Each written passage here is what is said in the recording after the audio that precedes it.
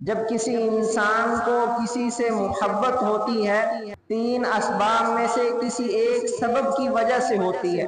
یا تو کمالات کی وجہ سے ہوتی ہے کہ فلاں صاحب بڑے عالم ہیں، بڑے ڈاکٹر ہیں، بڑے کھلاڑی ہیں، بڑے عبادت گزار ہیں، بہت اچھے اخلاق والے ہیں، بہت ذہین ہیں وغیرہ۔ یا تو ان کمالات کی وجہ سے کسی سے محبت ہوتی ہے، یا حسن و جمال کی وجہ سے محبت ہوتی ہے کہ فلاں صاحب بہت خوبصورت ہیں اس لیے مجھے ان سے محبت ہے۔ یا احسانات کی وجہ سے محبت ہوتی ہے کہ فلاں آدمی نے مجھ پر احسان کیا اور میں اس کو زندگی بھر بھلا نہیں سکتا، اس لیے اس کی محبت میرے دل میں بیٹھ گئی۔ یہ تین سبب ہیں، ان تین اسباب میں سے کسی ایک سبب کی وجہ سے کسی سے محبت ہوتی ہے۔ لیکن رسول اللہ صلی اللہ علیہ وسلم کی ذات اقدس میں یہ تینوں اسباب بدرجہ اتم پائے جاتے تھے۔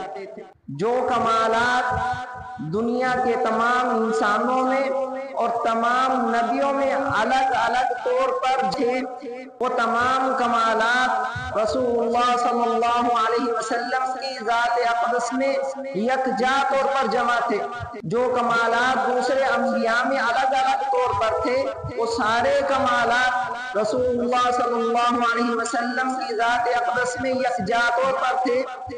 حضرت نوح علیہ السلام کی طرح رسول اللہ صلی اللہ علیہ وسلم اپنی امت کو اللہ کی طرف بلاتے تھے، جس طرح قرآن پاک میں اللہ تعالیٰ نے حضرت نوح علیہ السلام کی دعا کا ذکر فرمایا، قال رب انی دعوت قومی لیلا ونہارا۔ حضرت نوح علیہ السلام نے عرض کیا، یا اللہ میں نے اپنی قوم کو دن رات دعوت دی۔ اسی طرح رسول اللہ صلی اللہ علیہ وسلم بھی اپنی قوم کو دن رات اللہ کی طرف بلاتے تھے، خلوت میں بھی اللہ کی طرف بلاتے تھے، جلوت میں بھی اللہ کی طرف بلاتے تھے، میلوں میں بازاروں میں جا کر رسول اللہ صلی اللہ علیہ وسلم اپنی امت کو اللہ کی طرف بلاتے تھے۔ حضرت ابراہیم علیہ السلام کی طرح رسول اللہ صلی اللہ علیہ وسلم نے اللہ کے حکم پر اپنے وطن کو چھوڑا، مکہ مکرمہ سے مدینہ منورہ کی طرف ہجرت فرمائی۔ جس طرح حضرت ابراہیم علیہ السلام نے بتوں کو توڑا، اسی طرح رسول اللہ صلی اللہ علیہ وسلم سے خانہ کعبہ میں 360 بتوں کو اپنے دستے مبارک سے توڑا۔ جس طرح اللہ تعالیٰ نے حضرت موسیٰ علیہ السلام پر بادلوں کا سایہ عطا فرمایا، اسی طرح رسول اللہ صلی اللہ علیہ وسلم کو اللہ تعالیٰ نے نبوت سے پہلے بھی بادلوں کا سایہ عطا فرما دیا تھا کہ ایک مرتبہ آپ صلی اللہ علیہ وسلم شام کے سفر پر تجارت کی غرض سے تشریف لے گئے تو وہاں پر لوگوں نے دیکھا کہ بادل آپ پر سایہ کر رہے ہیں۔ جس طرح حضرت موسیٰ علیہ السلام کی قوم کو پانی کی ضرورت تھی، اللہ تعالیٰ کے حکم سے حضرت موسیٰ علیہ السلام نے پتھر پر اپنا عصا مارا، اپنی لاٹھی ماری تو اللہ تعالیٰ نے پتھر سے پانی کے چشمے جاری فرما دیے۔ اسی طرح ایک سفر میں رسول اللہ صلی اللہ علیہ وسلم کے صحابہ کو پانی کی ضرورت تھی تو اللہ تعالیٰ نے آپ صلی اللہ علیہ وسلم کی مبارک انگلیوں سے پانی کے چشمے جاری فرما دیے۔ اور یہ وہ کمالات ہیں جو دوسرے انبیاء میں الگ الگ طور پر تھے، لیکن رسول اللہ صلی اللہ علیہ وسلم کی ذات اقدس میں یکجا طور پر جمع تھے۔ اور کچھ کمالات ایسے ہیں جو دوسرے کسی نبی میں نہیں ہے، صرف ہمارے نبی حضرت محمد صلی اللہ علیہ وسلم کی ذات اقدس میں ہے۔ آپ صلی اللہ علیہ وسلم نے فرمایا، فضلت علی الانبیاء بست، اللہ تعالیٰ نے مجھے 6 چیزوں کی وجہ سے دوسرے انبیاء پر فضیلت عطا فرمائی ہے۔ آپ صلی اللہ علیہ وسلم نے فرمایا، اعطیت جوامع الکلم، مجھے جوامع الکلم عطا کیے گئے، نصرت بالرعب، اور میری رعب کے ساتھ مدد کی گئی ہے، احلت لی الغنائم، میرے لیے مال غنیمت کو حلال کر دیا گیا ہے، وجعلت لی الارض طہورا ومسجدا، اللہ تعالیٰ نے میرے لیے زمین کو پاک اور سجدے کرنے کی جگہ بنا دیا۔ ارسلت الی الخلق کافہ، اللہ تعالیٰ نے مجھے تمام مخلوق کی طرف نبی بنا کر بھیجا۔ وختم بی النبیون، اور اللہ تعالیٰ نے میرے ذریعے نبوت کو ختم فرما دیا۔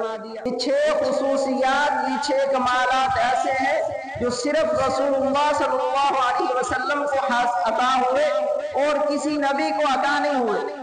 اسی طرح حضور اقدس صلی اللہ علیہ وسلم کی ذات سب سے حسین ذات ہے، سب سے خوبصورت ذات ہے۔ ایک صحابی حضرت جابر بن سمرہ رضی اللہ عنہ فرماتے ہیں، ایک رات چاند اپنی پوری آب و تاب کے ساتھ روشن تھا، ہر طرف چاندنی پھیلی ہوئی تھی، تاریکی کا کوئی نام و نشان نہیں تھا کہ اس رات اچانک میری نظر رسول اللہ صلی اللہ علیہ وسلم پر پڑی۔ آپ صلی اللہ علیہ وسلم پر سرخ چادر تھی، آپ بڑے حسین لگ رہے تھے۔ اب میں نے چاند کو دیکھنا شروع کیا، کبھی میں چاند کو دیکھتا، کبھی رسول اللہ صلی اللہ علیہ وسلم کو دیکھتا۔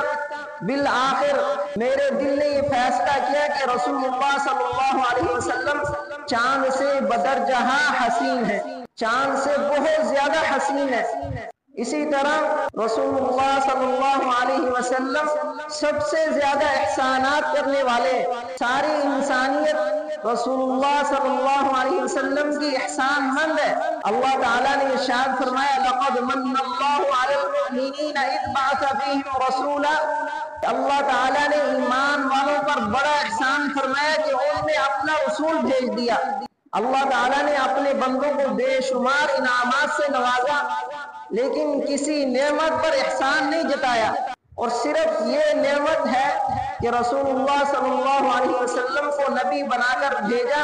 اس پر اللہ تعالیٰ اپنا احسان جتا رہے کہ اللہ تعالیٰ نے ایمان والوں پر بڑا احسان فرمایا کہ انہوں نے اپنا رسول بھیج دیا۔